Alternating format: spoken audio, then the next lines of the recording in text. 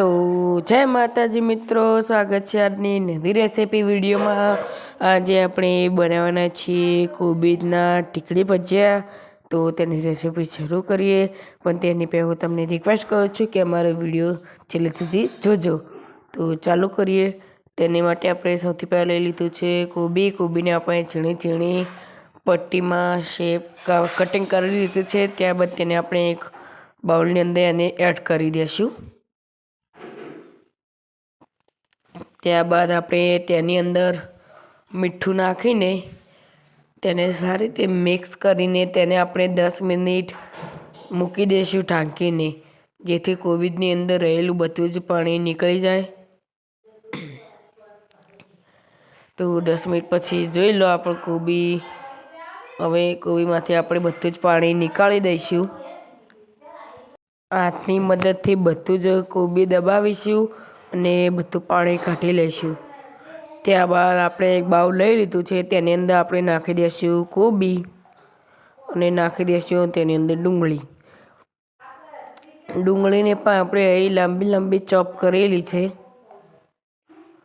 ત્યારબાદ તેની અંદર આપણે એડ કરીશું આદું, લસણ અને મરચાંની પેસ્ટ।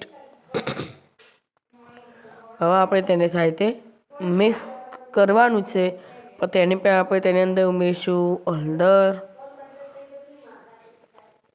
ત્યારબાદ ધાણા જીરું પાવડર, થોડું મરચું પાવડર, થોડી હિંગ। આપણે તેની અંદર મીઠું નથી નાખવાનું, કારણ કે આપણે કોબીમાં મીઠું છે એટલે તેનો સ્વાદ આવે છે। ત્યારબાદ તેની અંદર આપણે ઉમેરીશું કોર્નફ્લોર અને પૌવાનો લોટ। ત્યારબાદ તેની અંદર ઉમેરીશું કોથમીર પણ આપણે એડ કરી દીધી છે। ત્યારબાદ આપણે તેની અંદર ઉમેરીશું લીંબુનો રસ અને ઉમેરીશું આપણે બેસન કે ચણાનો લોટ ત્યારબાદ તેને આપણે સાથે મિક્સ કરી લઈશું। મિક્સ કર્યા બાદ તેની અંદર ઉપરથી નાખીશું થોડું જીરું અને અજમો। હવે તેને પણ સાથે મિક્સ કરી લઈશું। ત્યારબાદ આપણે ગેસ ચાલુ કરી દીધો, તેની ઉપર મૂકી દીધી કઢાઈમાં અંદર છે તેલ। ત્યારબાદ આપણા લોટને જે બનાવ્યું છે તેને આપણે તમે જો ગોટાનો આકાર આપો તો તે પણ આપી શકો છો, પણ આપણે ટીકડી બનાવવાની છે તેથી આપણે તેને ટિક્કી કે ટીકડી તેનો આકાર આપી દઈશું। આવી રીતે બધી ટીકડી બનીને તૈયાર થઈ ગઈ છે। હવે તેને આપણે ગેસમાં નાખીશું। તેને પણ આપણે થોડું ટ્રાય કર્યું છે તેલ ગરમ થયું છે કે નહીં, તો તેલ ગરમ થઈ ગયું છે। હવે તેની અંદર આપણી જે ટીકડી રહી તેને નાખવાનું શરૂ કરીશું। પહેલી ટીકડી નાખી દીધી, તે રીતે આપણે 2 થી 3 રાઉન્ડમાં બધી ટીકડી તળી દઈશું। આપણે એક રાઉન્ડમાં 4 ટીકડી રાખવાની છે, તમારે રાખવી હોય તેટલી રાખી શકો છો।